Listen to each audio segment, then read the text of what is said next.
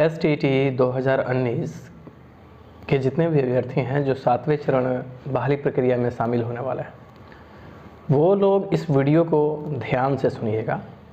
वैसे मैं ये नहीं कहता कि आप किस वीडियो को ध्यान से सुनो या ना सुनो, पर इस वीडियो को मैं ध्यान से सुनने के लिए आपको कह रहा हूँ और आप शुरू से लास्ट तक ज़रूर इस वीडियो को सुनिएगा, क्योंकि 7वें चरण बहाली प्रक्रिया में ये वीडियो खास होने वाला है।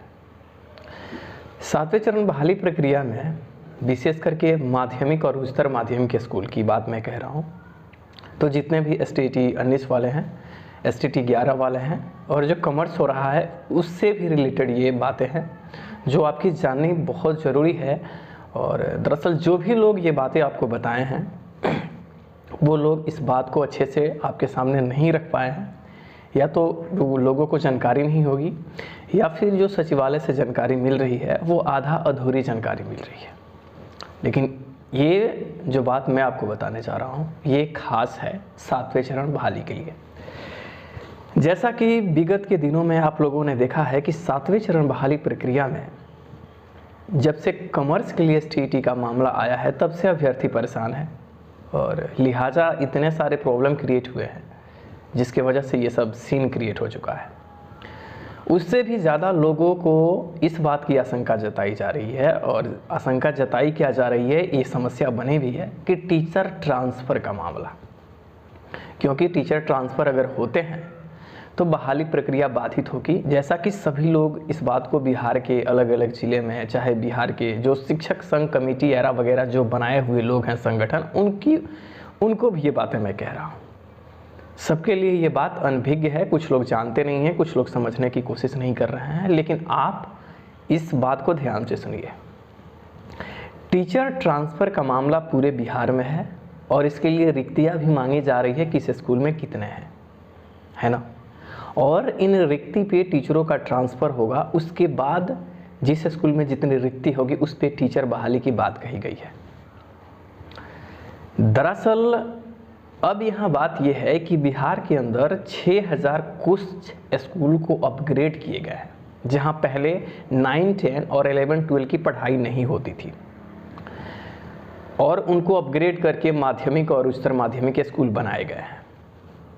लेकिन जो टीचर ट्रांसफ़र की बात कही जा रही है, जितने ये नए अपग्रेडेड स्कूल हैं उनमें इन टीचरों को ट्रांसफ़र की बात नहीं की जा रही है। अगर वो पुराने स्कूल में हैं, अपग्रेड होने से पहले अगर वो जिस स्कूल में हैं, तो अपग्रेडेड स्कूल में उनको ट्रांसफ़र अगर नहीं किया जाता है, जो बातें हमारे सामने भी आ रही है कि उनको अपग्रेडेड स्कूल में नहीं डाल रहे हैं, यानी पुराने टीचर पुराने ही स्कूल में ट्रांसफ़र होने की बात कही जा रही है। अगर ऐसा होता है तो STT 19 के जो कैंडिडेट हैं, STT 19 की जो सीटें हैं वो सिर्फ और सिर्फ अपग्रेडेड स्कूल के लिए है। जब STT का नोटिफिकेशन आया था तो जिसमें 37,000 कुछ सीटों का जिक्र आपके सामने किया गया था, वो सारी सीटें जो हैं वो अपग्रेडेड स्कूल की थी, है ना। और सरकार ने 33,000 जो कैबिनेट से पास की 37,000 सीटों को अवैध माना। उस 33,000 सीटें पूरी की पूरी बिहार में अपग्रेडेड जो स्कूल हैं उनके लिए है।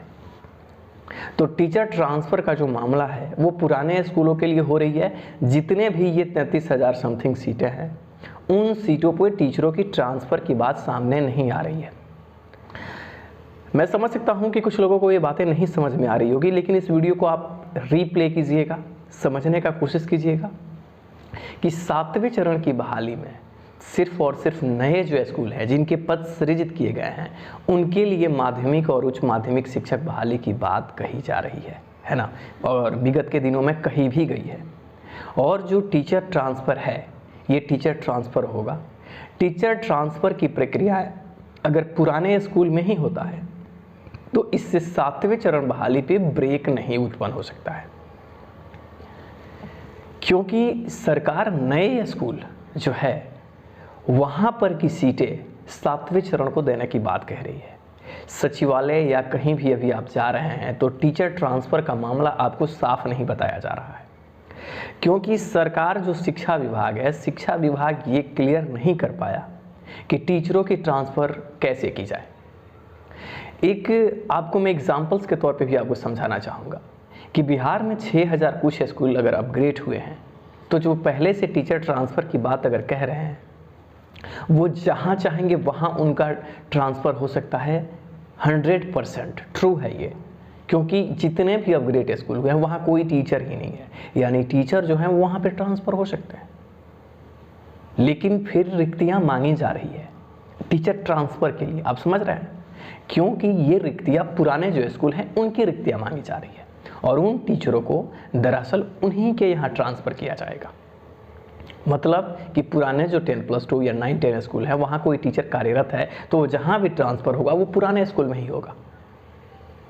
इसलिए सरकार के पास कोई डाटा जो है वो डाटा मतलब रिन्यू करने की कोशिश की जा रही है कि फिर जो डीओ हैं उनसे जो डाटा है वो डाटा मंगाया जाए कि कहाँ पे कितनी रिक्ति है। अगर ये प्रोसेस आगे बढ़ता है, मैं जैसा कह रहा हूँ, अगर ये सिस्टम से सरकार आगे बढ़ रही है तो ये डेफिनेटली है कि 7वें चरण में टीचर ट्रांसफ़र से बाधा उत्पन्न नहीं दिख रहा है। 7वें चरण की बहाली प्रक्रिया जो है वो आपके नई वैकेंसी के लिए है और नई वैकेंसी जो है वो नव सृजित स्कूल है।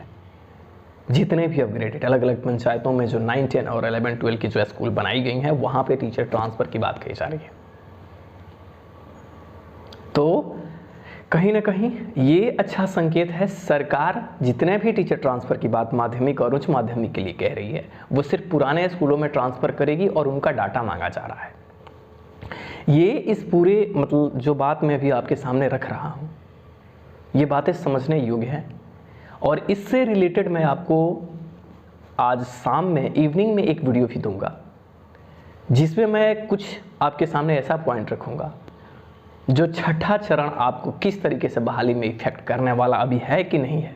लेकिन मैंने कई सारे बीओ लोगों से कांटेक्ट किया, डीओ से तो मेरा कांटेक्ट नहीं हुआ, लेकिन कुछ शिक्षकों से मेरा कांटेक्ट हुआ। मैंने कई लोगों को ये बात बोला है कि आप सिर्फ ये डाटा कलेक्ट करवाने की कोशिश कीजिए कि जितने सारे लोग हैं उनसे कांटेक्ट करने की कोशिश कीजिए और पता कीजिए कि सरकार ट्रांसफ़र के लिए नव सृजित जो पद हैं, नए जो स्कूल हैं, कि आप वहाँ पे टीचर ट्रांसफ़र करने की बात कह रही है। और अगर ये प्रक्रिया सरकार करती है तो डेफिनेटली है कि जून जुलाई तक ये प्रक्रिया ख़त्म नहीं होगी। लेकिन अभी सिनेरियो यही बन रहा है कि जितने भी टीचर ट्रांसफ़र का बात कहा जा रहा है ये सभी लोग जो होंगे वो पुराने ही स्कूल में होंगे।